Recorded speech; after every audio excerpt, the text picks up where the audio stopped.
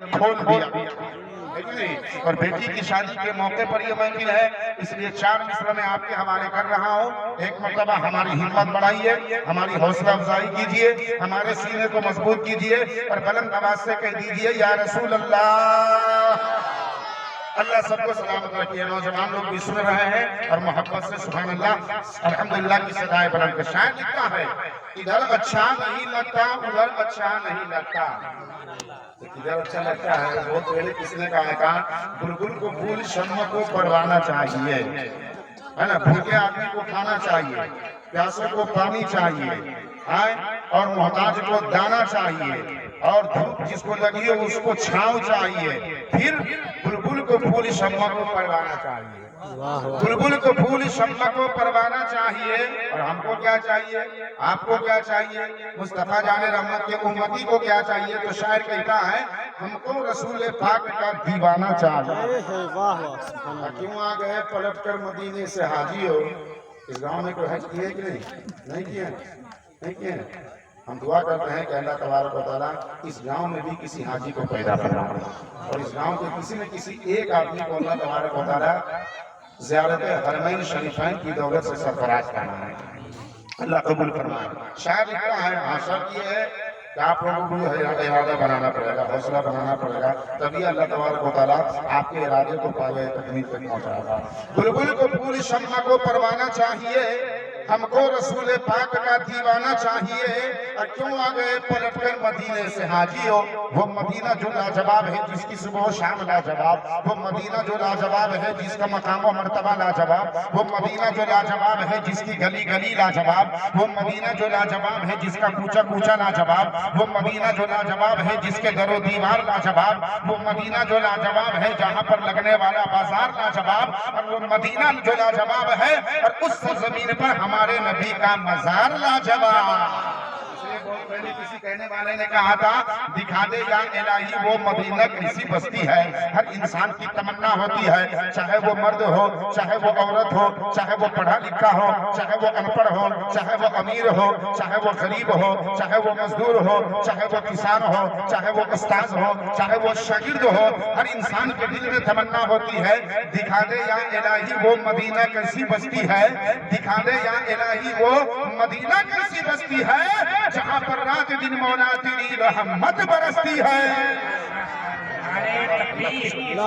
नारे रिसालत मसलके आला हजरत इसने साजी खाना आबादी उलमा मुफ्ती अशरफ अदावती नारे तकबीर नारे रिसालत। और क्यों आ गए पलट कर मदीने से हाजियो, तुमको उसी दयार में रह जाना चाहिए।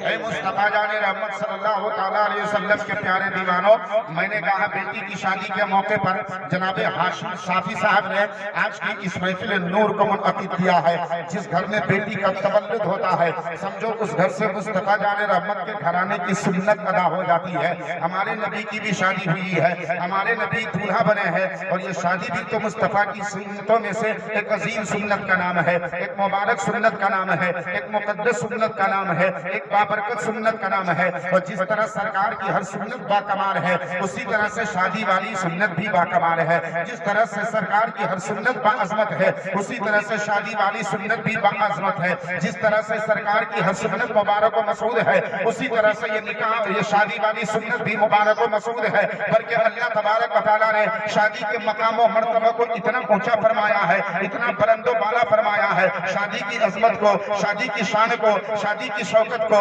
शादी के वक़ार व मर्तबा को अल्लाह ने इस कदर बुलंद व बाला फरमाया कि अल्लाह ने इस रिश्ते को महबूब फरमाकर, पसंद फरमाकर, शादी जैसे रिश्ते को अल्लाह तबारक व तआला ने सबसे पहले जन्नत में मुतय्यन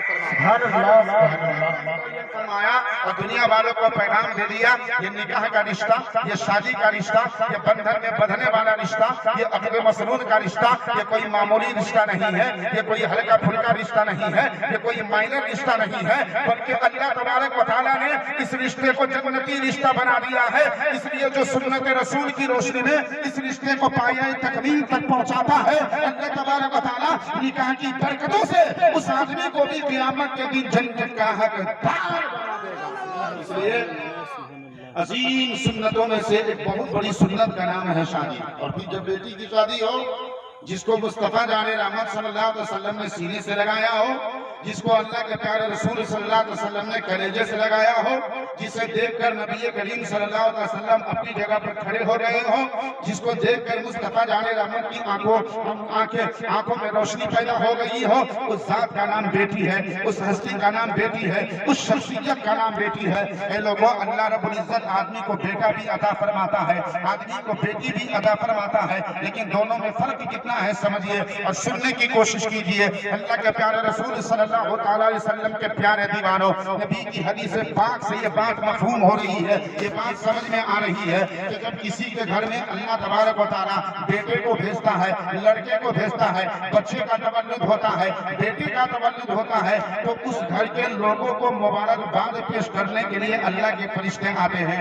اور کسی کے گھر میں بیٹی کا بھی تولد ہوتا ہے، لڑکی کا بھی تولد ہوتا ہے، تو اللہ کے فرشتے اس گھر کے لوگوں کو مبارکباد پیش کرنے کے لیے آتے ہیں. لیکن دونوں میں فرق ہے. اب سنو کیا فرق ہے. مصطفیٰ جان رحمت فرماتے ہیں کہ جس کے گھر میں پہلے بیٹا پیدا ہوتا ہے، اللہ کے فرشتے اسے بھی مبارکباد دینے آتے ہیں، اور بیٹی پیدا ہوتی ہے، اللہ کے فرشتے اسے بھی مبارکباد دینے آتے ہیں. لیکن فرق یہ ہے کہ جس کے گھر میں پہلے بیٹا ہوتا ہے، اللہ کے فرشتے اس گھر والے کو دن میں ایک مرتبہ مبارکباد پیش کرنے کے لیے آتے ہیں. لیکن جس کے گھر میں بیٹی پیدا ہوتی ہے، اللہ کے فرشتے اس گھر کے لوگوں کو ایک دن میں 10 مرتبہ مبارکباد پیش کرنے کے لیے. نعرہ تکبیر، نعرہ رسالت، مسلک اعلیٰ حضرت حضرت علامہ مفتی اشرف رضا برکاتی.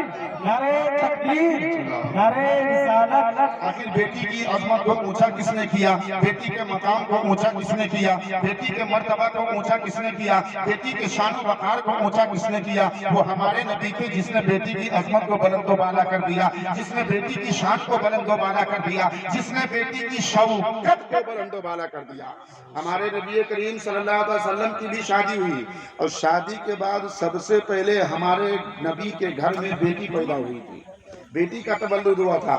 اللہ نے اپنے حبیب کے ساتھ ہمیشہ بھلائی کا ارادہ فرمایا ہے، ہمیشہ بھلائی کا ارادہ فرمایا ہے. اور شادی کے بعد بیٹی کا تولد گھر میں ہونا، نبی کے گھر میں بیٹی پیدا ہونا، یہ بھی بھلائیوں میں سے ایک بھلائی ہے، خوبیوں میں سے ایک خوبی ہے، برکتوں میں سے ایک برکت ہے، عظمتوں میں سے ایک عظمت ہے، اور شوکتوں میں سے ایک شوکت ہے. ہمارے نبی کریم صلی اللہ علیہ وسلم کے شادی ہوئی، شادی کے بعد سب سے پہلے گھر میں بیٹی پیدا ہوئی.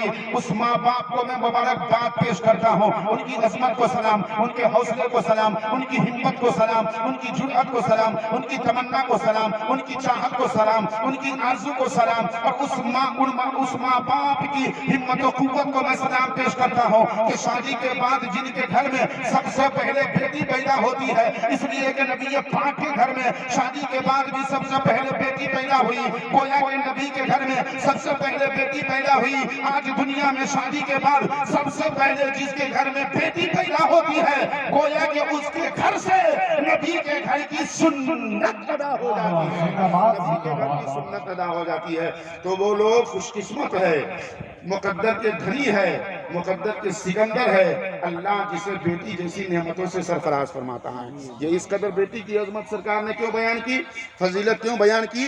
کیونکہ ہمارے نبی کو معلوم تھا ایک زمانہ آئے گا کہ لوگ بیٹیوں کو بوجھ محسوس کریں گے، بیٹی آنے پر کفر محسوس کریں گے، بیٹی آنے پر شرم محسوس کریں گے، اور بیٹی آنے پر دل میں لوگوں کو گھٹن محسوس ہونے لگے گی. اس لیے نبی کریم صلی اللہ علیہ وسلم نے بیٹی کی عظمت و شان کو بحال رکھا.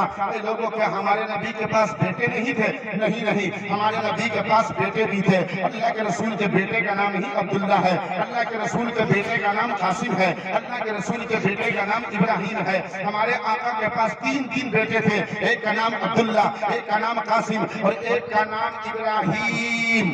اور ہمارے نبی کریم صلی اللہ علیہ وسلم کے پاس 4 بیٹیاں تھیں، 3 بیٹے اور 4 بیٹیاں، حضرت فاطمہ نبی کی بیٹی کا نام، حضرت رقیہ نبی کی بیٹی کا نام، حضرت زینب نبی کی بیٹی کا نام، حضرت ام کلثوم نبی کی بیٹی کا نام. 3 بیٹے نبی کے گھر میں، 3 بیٹیاں نبی کے گھر میں. لیکن آپ کتابیں اٹھا کر پڑھ لیجئے، حدیث پاک اٹھا کر پڑھ لیجئے، علماء کرام سے جا کر پوچھ لیجئے کیا نبی نے اپنی زندگی میں کبھی اپنے بیٹے کو جگر کا ٹکڑا کہا ہے، آنکھوں کا تارا کہا ہے، راج دلارا کہا ہے، دل کا سہارا کہا ہے، دل کا ٹکڑا کہا ہے؟ تو آپ کو کہنا پڑے گا کہ نہیں، اللہ کے پیارے رسول نے کبھی بھی اپنے حیات طیبہ میں، اپنی زندگی میں اپنے بیٹے کو دل کا ٹکڑا نہ کہا، اپنے بیٹے کو جگر کا ٹکڑا نہ کہا، اپنے بیٹے کو آنکھوں کا تارا نہ کہا، اپنے بیٹے کو راج دلارا نہ کہا. مصطفیٰ جان رحمت کے پاس بیٹے بھی تھے، لیکن نبی نے کبھی اپنے بیٹے کو دل کا ٹکڑا، جگر کا ٹکڑا، جگر کا گوشہ نہ کہا. لیکن قربان جاؤ بیٹی کی عظمت پر، قربان جاؤ بیٹی کی حرمت پر، قربان جاؤ بیٹی کے وقار پر، قربان جاؤ بیٹی کے مقام و مرتبہ پر،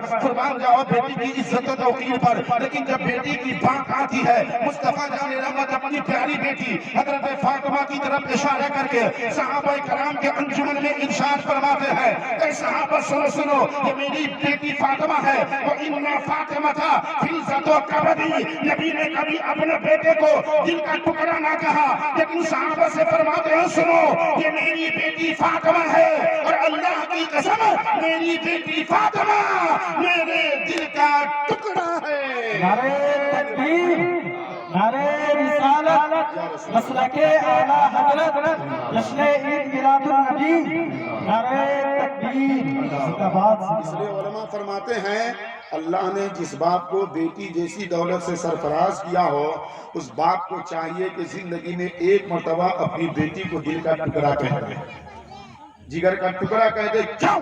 اس لیے کہ جو باپ زندگی میں ایک مرتبہ اپنی بیٹی کو دل کا ٹکڑا کہے گا، اپنی بیٹی کو جگر کا ٹکڑا کہے گا، تو یہ میں نہیں کہتا، بڑے بڑے علماء کرام نے کہا ہے، فقہاء اعظام نے کہا ہے، ہمارے نبی نے بیٹی کو دل کا ٹکڑا کہا ہے، بیٹی کو جگر کا ٹکڑا کہا ہے. اس لیے علماء فرماتے ہیں اللہ نے جس باپ کو بیٹی کی دولت سے سرفراز فرمایا ہو، اسے چاہیے کہ زندگی میں ایک مرتبہ اپنی بیٹی کو دل کا ٹکڑا کہہ دے. جو باپ زندگی میں ایک مرتبہ اپنی بیٹی کو دل کا ٹکڑا کہے گا، اللہ تعالیٰ ایسے باپ کو نبی کی سنت ادا کرنے کا ثواب عطا فرمائے. بیٹی کو دل کا ٹکڑا کہنا نبی کی سنت ہے، نبی کا طریقہ ہے، نبی نے ہمیں اس بات کا درس دیا. ہاں اب اس کا قطعی یہ مطلب نہیں ہوتا ہے کہ بیٹے کو لتیاتے رہیے، بیٹے کو جتیاتے رہیے، بیٹے کو گاڑیاں دیتے رہیے اور بیٹے کو ماں نہیں. بیٹا اپنی جگہ پر باکمال ہے، بیٹی اپنی جگہ پر باکمال ہے، بیٹے کے اندر اپنی جگہ پر خوبی ہے، بیٹی کے اندر اپنی جگہ پر خوبی ہے.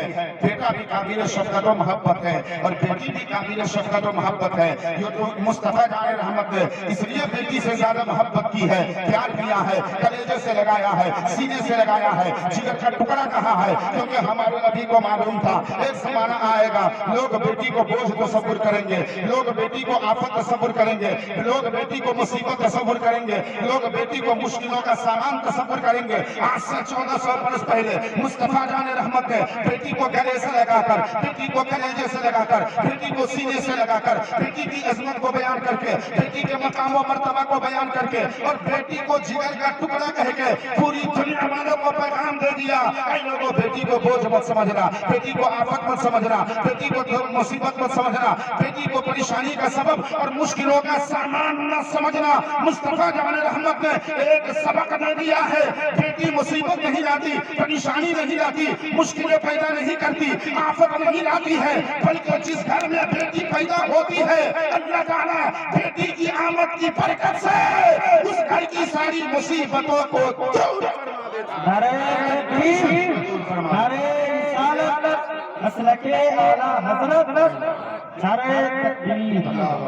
ہم بیٹے سے بھی محبت کریں، ان کے ساتھ بھی شفقت سے پیش آئیں، ان کے ساتھ بھی محبت سے پیش آئیں، انہیں بھی علم دین کی تعلیم سے آراستہ پیراستہ کریں، دینی اور دنیاوی دونوں تعلیم سکھائیں. اپنی بچیوں کو بھی سب سے پہلے علم دین کی تعلیم سے آراستہ پیراستہ فرمائے. فاطمہ کی سیرت بتائے، حضرت عائشہ رضی اللہ تعالی عنہا کا علم بتائے، حضرت خدیجہ کبریٰ رضی اللہ تعالی عنہا کا علم بتائے، حضرت رابعہ بصریہ رضی اللہ تعالی عنہا کا صحبت تقویٰ بتائے، تاکہ ہماری کی بیٹی کے اندر فاطمہ کی سیرت پیدا ہو سکے، عائشہ کی سیرت پیدا ہو سکے، خدیجہ کی سیرت پیدا ہو سکے، امہات المومنین کی سیرت پیدا ہو سکے، حضرت رابعہ بصریہ کی سیرت پیدا ہو سکے۔ اللہ کی قسم، جس باپ کی بیٹی کے اندر حضرت فاطمہ کی سیرت پیدا ہوگی تو صرف اس کی زندگی ہی نہیں سنورے گی، اس کے بدن سے، اس کے کوکھ سے، اس کی نسل سے دنیا میں جتنے بچے پیدا ہوں گے اللہ تبارک و تعالیٰ انہیں یہاں بھی کامیاب فرمائے گا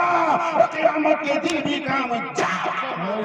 اس لیے ہمارے اوپر ضروری ہے کہ ہم اور آپ ان باتوں پر عمل کریں۔ ہم دعا کرتے ہیں کہ اللہ پاک اپنے حبیب پاک صلی اللہ تعالیٰ علیہ وسلم کے طفیل اپنے بیٹے اور بیٹیوں کو علم دین کے زیور سے آراستہ پیراستہ کرنے کی توفیق خیر عطا فرمائے، دونوں کے ساتھ شفقت و محبت سے پیش آنے کی توفیق خیر عطا فرمائے۔ میں نے پہلے ہی کہہ دیا، بیٹی اپنی جگہ پر باکمال ہے، بیٹے اپنی جگہ پر باکمال ہے، بیٹے کی خوبی الگ ہے، بیٹی کی خوبی الگ ہے۔ آپ نے پریڈ کو دیکھا ہوگا اور کلہاڑی کو بھی دیکھا ہوگا۔ کلہاڑی وزن کے اعتبار سے پریڈ سے بہت بڑھ کر ہوا کرتی ہے۔ کلہاڑی ایک کلہاڑی 2.5 کلو 3 کلو کی آتی ہے اور پریڈ 1 گرام کا بھی نہیں ہوتا ہے۔ لیکن ایک بات کان کھول کر سن لیجئے کہ کلہاڑی سے انسان مچھ تو نہیں کاٹ سکتا، چہرہ تو نہیں بنا سکتا، لیکن پریڈ سے انسان چہرہ بنا سکتا ہے۔ اگرچہ کلہاڑی وزندار ہے، اگرچہ اس کے اندر بہت وزن ہے، لیکن وہ کمال نہیں ہے جو کمال پریڈ کے اندر ہے، وہ خوبی نہیں ہے جو خوبی پریڈ کے اندر ہے، اور وہ لذت نہیں ہے جو لذت پریڈ، وہ خوبی نہیں ہے جو خوبی پریڈ کے اندر ہے، وہ قابلیت و صلاحیت نہیں ہے جو صلاحیت پریڈ کے اندر ہے۔ پتہ کیا چلا کہ کلہاڑی اپنی جگہ پر باکمال ہے، پریڈ اپنی جگہ پر باکمال ہے۔ اب اس کو فرق کر کے دیکھ لیجئے، پریڈ کلہاڑی سے کہیں زیادہ تیز ہوتا ہے، کہیں زیادہ تیز ہوتا ہے، لیکن ایک بات کان کھول کر سن لیجئے، جب پیڑ کاٹنے کی باری آتی ہے، جب لکڑی کاٹنے کی باری آتی ہے، جب جلابل پھاڑنے کی باری آتی ہے تو وہاں پر کوئی پریڈ لے کر نہیں جاتا ہے۔ آپ کہو گے کیوں نہیں جاتا؟ حالانکہ پریڈ تو کلہاڑی سے زیادہ تیز ہوتا ہے، پریڈ تو کلہاڑی سے زیادہ تیز ہوتا ہے، اس کے باوجود بھی پریڈ کو کیوں نہیں لے جایا جاتا؟ تو یہی کہا جائے گا کہ سنیے، لکڑیاں کاٹنا، جلابل پھاڑنا، پیڑوں کو کاٹنا، یہ کلہاڑی، یہ پریڈ کی قابلیت و صلاحیت نہیں ہے، یہ کلہاڑی کی قابلیت و صلاحیت ہے۔ پتہ کیا چلا کہ پریڈ اپنی جگہ پر اپنی خوبی کے اعتبار سے باکمال ہے اور کلہاڑی اپنی جگہ پر اپنی خوبی کے اعتبار سے باکمال ہے۔ اس لیے بیٹا اپنی جگہ پر اپنی خوبی کے اعتبار سے باکمال ہے اور بیٹی اپنی جگہ پر اپنی خوبی کے اعتبار سے باکمال ہے۔ اللہ تبارک و تعالیٰ کہنے اور سننے سے زیادہ ہم سب کو ان تمام باتوں پر عمل کرنے کی توفیق خیر عطا فرمائے۔ چند منٹوں کی گفتگو میں اگر مجھ سے کوئی خامی ہو گئی ہو تو سارے علماء کرام کے درمیان صدق قلب کے ساتھ یہ فقیرے پر